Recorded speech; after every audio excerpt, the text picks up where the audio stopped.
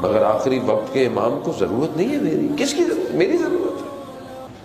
اور میں کتنا اشک بہاتا ہوں اس کی محبت میں, کتنی میری آنکھیں نم ہے کہ یا امام زمانہ آپ آج بھی نہیں آئے, آج بھی دن گزر گیا, آج بھی میں دروازہ دیکھتا رہا کہ شاید کوئی آئے گا, کوئی کھٹکھٹ آئے گا.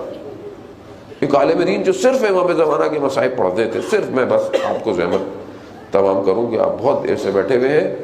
عزیزان محترم, بہرحال زندگی یہی ہے, نہیں پتا کل کون ہے, کل نہیں ہے, کس کو کیا پتا کل زندگی ہے. وہ کہتے تھے کہ میں ہر وقت امام کے مصائب پڑھتا تھا. ایک دفعہ میں مجلس پڑھا تو وہ کہہ رہے تھے کہ وہاں پہ لوگ 40-45 سال کے بیٹھے ہوئے تھے. میں نے انہیں کہا کہ ہم نے اپنی زندگی میں, مخاطب جو بھی تھے ان کو آڈینس, ان کو کہا کہ اگر تم نے گھر میں مرغیاں پالی ہوئی ہوں اور تم اپنے صحن میں جاؤ اور وہاں پہ مرغیاں نہ ہو, یعنی پیٹس آپ نے پالے, وہ پیٹ نہیں ہے, کوئی بھی نہیں ہے, کیا کرو گے؟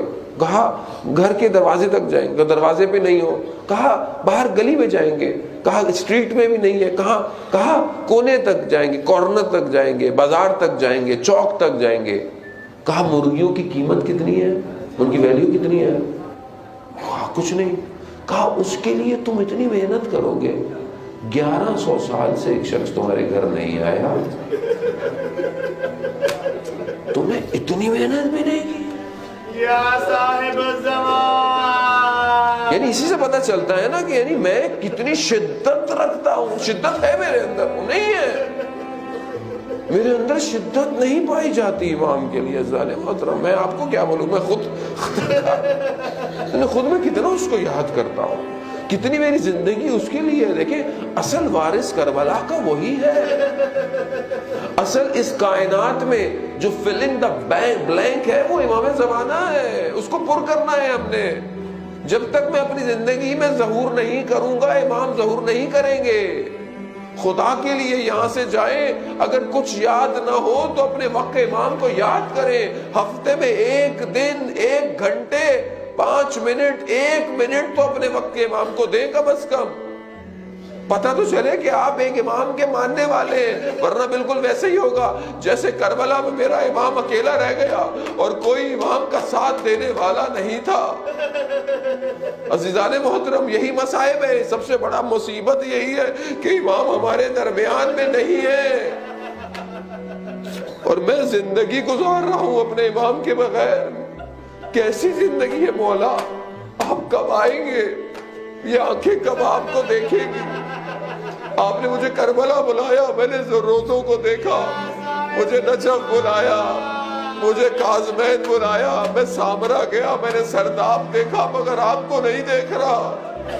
مولا میں کب آپ کو دیکھوں گا؟ میں یہاں آتا اس لیے ہوں کہ آپ کی یاد تازہ ہو. شاید آپ آ جائیں, شاید آپ سوچیں, شاید آپ مجھے انتخاب کر لیں کہ ہاں یہی میرا سپاہی ہے, یہی میرا ماننے والا ہے. عزیزان محترم, امام حسین کو یہی تو غم تھا کہ کوئی نہیں غربت میں امام کی مدد کرنے والا.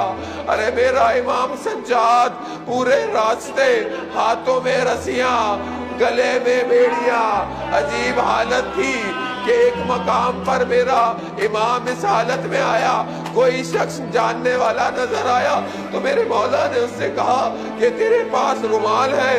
کہا میری گردن پر رکھ, یہ توق مجھے بہت اذیت کر رہا ہے. آزادار محترم, میرے امام یہی تو کہتا ہے نا, وقت کا امام زیارت نائیہ میں یہی تو فرماتے ہیں کہ ارے کچھ ہاتھ ایسے تھے کہ جن کو گلوں کے ساتھ باندھا گیا تھا. دھوپ کی شدت ایسی تھی کہ چہرے بالکل ہڈیوں پہ لٹک گئے تھے. آزادار محترم, یہی تو مصیبت ہے کہ اس مصیبت کو میں سنتا ہوں, میں دیکھتا ہوں, مگر میں اپنے وقت کے امام کے لیے تیار نہیں ہو رہا. یہ آنسو اس لیے ہے میرے گناہوں کو دھو لے. اجرکم اللہ. بس ایک آخری زحمت ہے, آپ نے مصائب پڑھے, میں بس آپ کے لیے ایک مصیبت پڑھوں گا, التماس دعا. ایک عالم دین کہتے ہیں میں نے دیکھا کہ ایک شخص تھا یا نجف میں یا کربلا میں, جب بھی زری پہ جاتا تھا تو ایک دعا کرتا تھا. کیا دعا کرتا تھا؟ پروردگار مجھے اولاد دے, مجھے بیٹا دے, اور جب بیٹا بڑا ہو جائے نا, جوان ہو جائے تو مجھ سے لے لینا. کہتا ہے میں دیکھتا تھا یہ عجیب شخص ہے, اولاد کی دعا بھی کرتا ہے, پھر کہتا ہے جوانی میں آ کر مجھ سے لے بھی لے. کہا میں نے اس سے دوستی کی، میں نے اس سے ملنا جلنا شروع کیا۔ ایک دن خبر آئی اس کے ہاں اولاد ہو گئی، میں پھر اس کے گھر گیا، وقت گزرتا گیا، بچہ بڑا ہوتا گیا۔ وہ ایک دن آیا کہ میں بازار میں تھا، مجھے آواز آئی کہ اس کا بیٹا مر گیا ہے۔ میں دوڑتا ہوا گیا کہ دیکھوں کہ یہ مانگتا کیا تھا۔ اب جب جا کر میں نے دیکھا تو جوان بیٹے کے لاشے پر گرا پڑا ہے، اٹھنا چاہتا ہے، اٹھ نہیں سکتا ہے۔ میں نے پوچھا کہ تو کیوں دعا مانگتا تھا؟ کہا میں یہ دیکھنا چاہتا تھا حسین کس طرح علی اکبر کے لاشے پر آ کر جب گرا اٹھ نہیں پایا۔ اے بنی ہاشم کے جوانوں، آؤ علی اکبر کے لاشے کو اٹھاؤ۔